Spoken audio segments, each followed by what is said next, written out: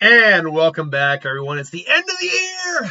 Last day, last Who Would Win of the week of Who Would Win, and it's always the speed round at the last day. So, we got speed round unlucky number 13. Let's see what goes wrong here. We got, for 13, we got 6 different fights to talk about today. I try to maintain between 6 and 7. I go anything beyond that, it starts to get a little much. But coming in first, from the Lost One, we have Yusuke Urameshi from Yu Yu Hakusho versus Danny Phantom. Who would win? For me, this is a pretty clear-cut fight. One of these guys could destroy the planet. Yusuke. He is not a martial artist, but he's a fighter. He fights spirits, demons, and ghosts for his not job. Well, it was a job for a while, but for a while. Not for a while. As his whole purpose for a while in the show is to fight demon spirits and the supernatural. This means multiple things, actually. This means that Danny's intangibility actually doesn't mean jack shit. Because ghosts are already intangible by normal human means, and Yusuke can still shoot those. So by all accounts, Danny's intangibility should not work. Although, to be fair, Danny's intangibility doesn't work quite the same way as other ghost intangibility. Like, ghosts in general, at least in the Danny Phantom world, seem to still have, like, a physical form to them. They can actually interact with people to a degree, and people can interact with them if they allow it. But generally speaking, they do seem to be, like, incorporeal. But even if we were to hypothetically go with the whole idea that Danny could avoid some of Yusuke's attacks with his intangibility, it's kind of irrelevant because Danny does not have outright power to beat Yusuke. Danny, at best, can kind of level maybe a city block, whereas Yusuke, as we know, could literally blow up the planet. The power gap is just too wide. The only thing Danny actually does have over Yusuke, though, is a large variety of abilities, but it's kind of irrelevant because he just can't do anything to Yusuke, really, in the long run. So, Yusuke wins. Then coming to us from Johnny Joestar, Rick Sanchez versus Professor Farnsworth. I'm so glad I found that thumbnail of Farnsworth, by the way. I mean, just Farnsworth looks so psychotically happy right now, doesn't he? Doesn't he look so psychotically happy right now? Still remember that episode. But so this is actually, in terms of genius level info, like, these guys are not too far apart from each other. While I do think Rick is still the overall smartest one, he's just more proactive. Farnsworth has developed things that Rick just hasn't. Like, he does, in fact, have a time machine that he's invented. It only goes forward, but he has it. Rick, we do know, can do time travel. He just chooses not to. He can go to other dimensions as well. He kind of can do a little bit of everything Rick can do on a lesser degree. But Rick just is always constantly, like, pushing the envelope. Always has tech on him at all times. He's also much younger than Farnsworth, too. And as I said, a lot more active and proactive. Therefore, in an actual fight and confrontation, he'd straight out kill Farnsworth. There's no doubt about it. Farnsworth he just shoot him dead. That's it. So even though they could definitely be contemporaries in terms of their levels of intelligence, they're not in terms of their combative abilities. Rick is just the more dangerous individual. So yeah, Rick takes that one. Coming to us now from, and who gave me this one? Wade Wilson. Arale versus Astro Boy. This one, so see, Astro Boy could come off very similar to Arale, but in terms of concept, but Astro Boy is not a gag character. The immediate problem with any gag character simply comes down to the idea of, is the person they're fighting either a gag character or someone strong enough to counter gag character like abilities. Beers, for example, we know is strong enough to counter gag characters. Gag characters cannot work on him. And someone made a comment a while back when I did the Arale Squirrel Girl. I was like, she did kind of affect him because she made his stomach get sick. I'm like, no, she didn't. She got sick from eating the food that was in a thing that just made some poop. The food was covered in poop. That's why he got sick. That's the only reason he got sick. That had nothing to do with Arale. Nice try, though. But yeah, the problem just here for Astro is he is not a gag character in and of himself. He is weird. He's very butt machine guns anyone, but he's not a gag character, and therefore does not have the same ability to counter gag characters as someone of a level like Beerus or something similar to other gag characters like the Mask or something like that would have. So unfortunately, Aurelia would take that fight. Aurelia. I think it's Aurelia or Aurelia. Either way. Then coming us from Jacob Critic. It's Kion from the Lion Guard versus Bugs Bunny. Again, similar problem with Toon Force versus a cartoon that exists generally in the real world. Even if you do add some Toon-like shenanigans in there, it is still based very much in the real world of, Africa. People do die, all that. Even though people die in Toons, they usually just come back at some level. And Bugs has fought way more dangerous individuals than a young lion cub. So, yeah, there's no real point in doing a straight out single video for this. It was definitely going to be Bugs who won this fight. Then coming to us from who was it? Special K. Apocalypse versus Vandal Savage, the Battle of the Immortals. Now both these guys are pretty much straight. Well, ageless immortality. In theory, Apocalypse can be killed. Vandal Savage is actually straight out immortal. He needs to maintain it with like the consumption of his predecessor's blood. No, is it predecessor's blood or his lineage's blood? Like, he has to drink blood in organs of people related to him, I believe, in order to continue to maintain his immortality.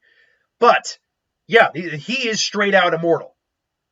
That said, he also apparently has access to dimensional travel, which is wonderful. Woohoo. Apocalypse would eventually figure out a way around that. He's got enhanced physicality, but he's got nothing to do to beat Apocalypse at all, period. End of story. The only thing he does actually have over Apocalypse is he's way older than Apocalypse. He's about 50,000 years old. Apocalypse is actually only around 5,000-ish. So even if he were like 10,000, like the oldest mutant, I believe, is actually like 15,000 years old. Yeah, he's actually technically not the first mutant, but even though he calls himself it. But yeah, the first mutant's actually like 15,000 years old, and then Vandal Savage is literally over three times older than the oldest mutant around. So he does have massive amount of experience over Apocalypse. The problem is, in a fight between them, he just doesn't really bring anything to the table apart from maybe some theoretically trying to trap him in an alternate dimension. And even then, him trying to get away, that might not work because Apocalypse can teleport if he needs to. So yeah, Vandal would get his teeth kicked in here. The last, but certainly, and so that solves out that one, and that one, which leaves us with our last one, which comes to us from boop. Oh, okay, you would actually ask for a very specific one on this. My bad. Oh well. Carlos Willis, who's a longtime viewer, you asked who would fight Toothless versus Godzilla. Although you did actually specify legendary, and I failed to realize that when I no, hold on, we'll fix this. We'll fix this right now, because amazingly, I actually do have a different image of legendary Godzilla sitting around here. So one second, legendary. Oh, nope. There we go. Legendary. All right. Give me one moment here to fix this grave, unspeakable error I've committed here. But while we're at it, we might as well just go over all of them. But legendary Godzilla. There he is. Whoop. And I'm just gonna put him right there. Boop. There he is. Hey, everybody. I'm legendary Godzilla. Rawr. Hold on. I'll make him bigger. There we go. There we go. There we go. He's covering it up. It's all good. It's all good. I am all haphazard at the moment. But legendary Godzilla.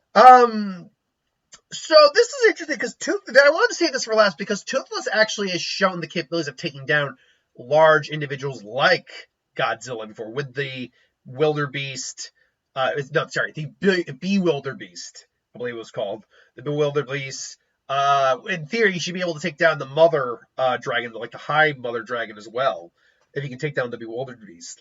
He didn't take it down, mind you. He just defeated it in a clash of, like, for, being the alpha and whatnot. But the Night Furies are very fast, capable of firing heated plasma, can actually disappear. So they are very skilled. The problem just comes down to the fact that I honestly don't know if there's any version of Godzilla that Toothless could straight out beat in a fight. Because Godzilla don't play no games. Godzilla isn't going to just run away from a fight 9 times out of 10. Like, the rarest exceptions are when he's temporarily beaten, and is thought to be dead, like when he fought Mechagodzilla in the Showa era, but then he came back. Yeah, Godzilla doesn't run from a fight. The Bewilderbeast ran from the fight. That's why he lost. If he had kept going, the question would have simply been, would Toothless still have won then? There's no guarantee Toothless actually would have won at that point. But he scared it away. It was a contest of alphas, not a contest of actual strength. The plasma fire they fire out of their mouth is impressive. Absolutely. And they certainly are going to have the mobility and aerial advantage over Godzilla because they're so small.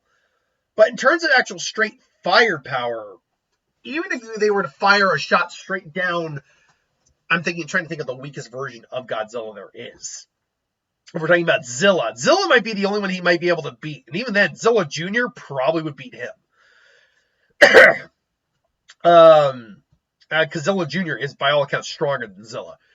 But, like, if we're just looking at the Showa era, I believe is probably the weakest version of Godzilla.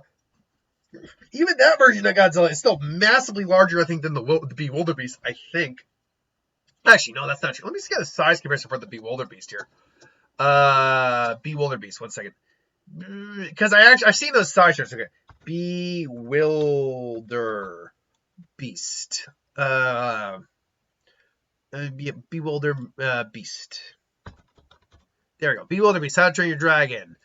And then size. Let's see. How big is this thing compared to some of the Godzillas? And okay, so the Bewilderbeast is a dragon of a truly titanic proportion, being the largest and highest ranking of all dragon kind. It grows to about 520 feet in length, but 160 feet in height. That's big. That is very big. In fact, most versions of Godzilla are actually smaller than the Bewilderbeast. They are. But that being said, if we're talking about the legendary one, which I actually just happened to find a size chart by comparison. So 1 second here. If you can find it on this size chart on, was it Kiora? Hold on, let me get this size chart up here. Where did that size chart? Come on. I click on this. Maybe you could actually bring that size chart I clicked on to look at here. Hold on. Let's just go back here a little bit. So we're just gonna have it. So, yeah, there's the size chart right there. Yeah, Legendary's Godzilla dwarfs a Bewilderbeast. Because remember, if we're talking about sheer height, 160 feet is tall. It is very tall. Legendary's Godzilla comes in at almost 400 feet tall as largest. He is massive. He's nearly, in fact, he's over twice as tall as a Bewilderbeast. And much more dense in terms of his weight. The fact is, he's survived straight out nukes to the face. He's gone toe-to-toe with world enders like Ghidorah. He can go toe-to-toe with Kong. He's going to be going up against, he went up against Mechagodzilla. And I believe the director even said if he was fresh, he probably would have beaten Mechagodzilla. And where he's going to go up against the Scar King. And it's been revealed another new Titan, who's huge, by the way, apparently. So, yeah, he is a huge, huge dude. Legendary Godzilla is just too massive for something like Toothless to really be able to do anything. Toothless at best will be able to keep out of his way until Godzilla finally just decides to say F it and just start launching his nuclear breath, his radioactive breath, his atomic breath, there we go. And just laser him down eventually. Just, it's going to be flying around until eventually just either dead or incapacitated. So, yeah, Toothless, unfortunately, could not take the legendary Godzilla on. Just couldn't do it. I don't even know if he'd really be able to stand a chance against any of the other ones because, quite frankly, even the Showa Arrow, who's arguably the weakest version of Godzilla, I mean, for the big screen anyway, is still strong enough to, he's a byproduct of the nuclear age, so, of atomic energy. So he's still massively strong and durable, probably more so in many ways than the Bewilderbeast. But that's more for a different story, for different verses. Until then, though, yeah, that's my thoughts on that, and that is this speed round. Thanks for watching. Hope you enjoyed. Like, comment, share, subscribe. Have a happy new year, and I'll see you in the new year. Have a good one.